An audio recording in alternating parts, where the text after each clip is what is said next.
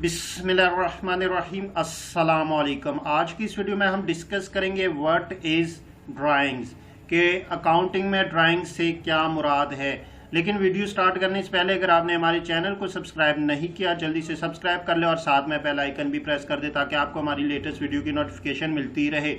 Video start करते हैं। Cash और goods withdrawn or taken by owner from his business for his personal use is called drawings. जब भी कारोबार का बिजनेस का मालिक अपने बिजनेस से कैश या गुड्स पर्सनल यूज के लिए विड्रॉ करे तो उसे हम ड्राइंग्स कहते हैं। सपोज एक कंपनी है, उसके मालिक ने कारोबार से अपने बिजनेस से कैश ₹1 लाख और गुड्स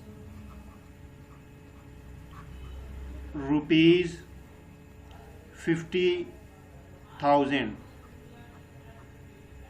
ये पर्सनल यूज़ के लिए विड्रॉ कर लिए। तो बेसिकली इन दोनों को हम प्लस कर लेंगे, हमारे पास 1,50,000 रुपए का जो है ये ड्राइंग्स कहलाएगा।